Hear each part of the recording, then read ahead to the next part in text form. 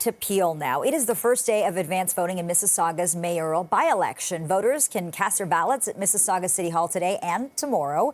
There will be another round of advance voting on June 1st and 2nd when 22 polling locations will be open across that city. Voters are being reminded to bring a piece of identification with them.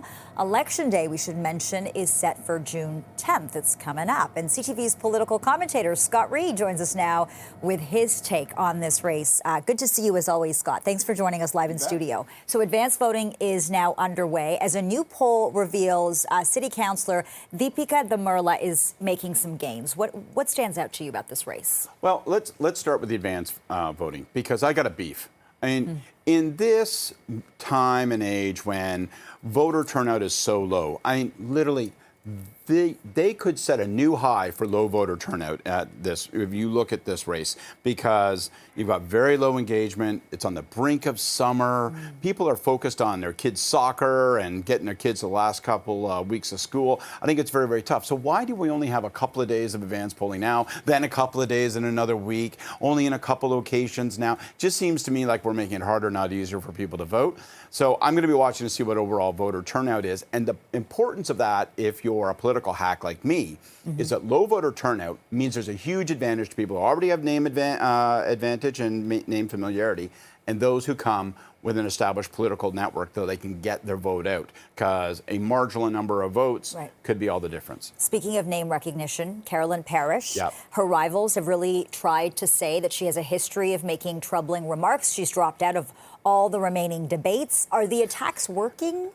No, probably not. And, you know, probably, again, because we're going to see low turnout. She's got an organization, a bunch of endorsements. She's got some name recognition. I think that she will likely win this race. But as you say, Deepika Damarla seems to be coming up, Alvin Tejo again. These people who have established political bases, so they've been maybe served in other roles politically at Queen's Park or elsewhere, they have an advantage. Carolyn Parrish, longtime city councillor. Before that, a member of parliament. I worked in the same government that Carolyn Parrish was part of.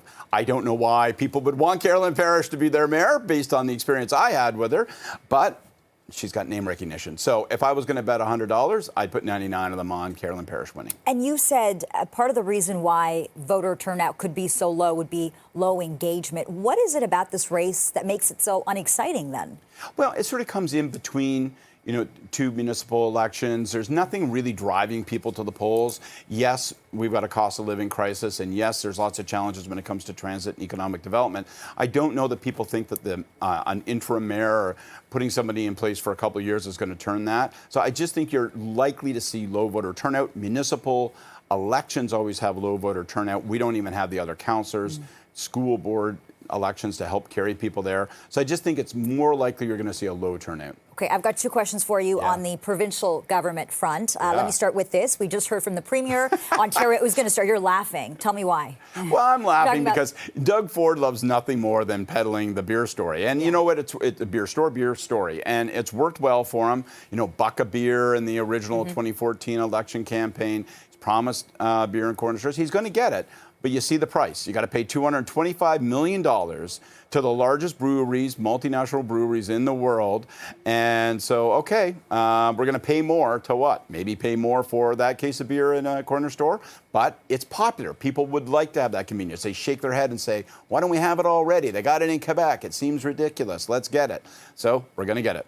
And he was also asked many times, will you call an early election? What did you think of that back and forth there? The Premier was very non-committal. Well, my antenna started going beep, beep, beep, because I was really surprised. It wasn't really on my radar, this issue, you know, the idea that he might consider calling an early election. Now the fact that he won't commit to the regular timetable, it's a question that dogs him until he satisfies it one way or the other.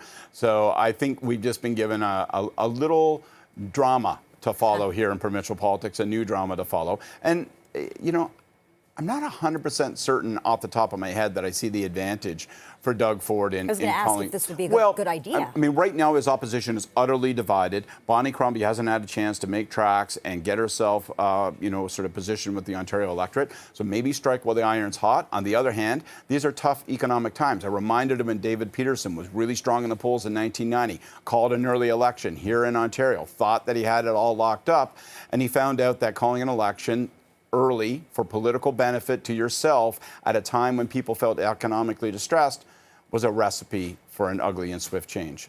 Scott Reed, always good to pick your brain about these things. It's been a pleasure. Thanks. Have a great day.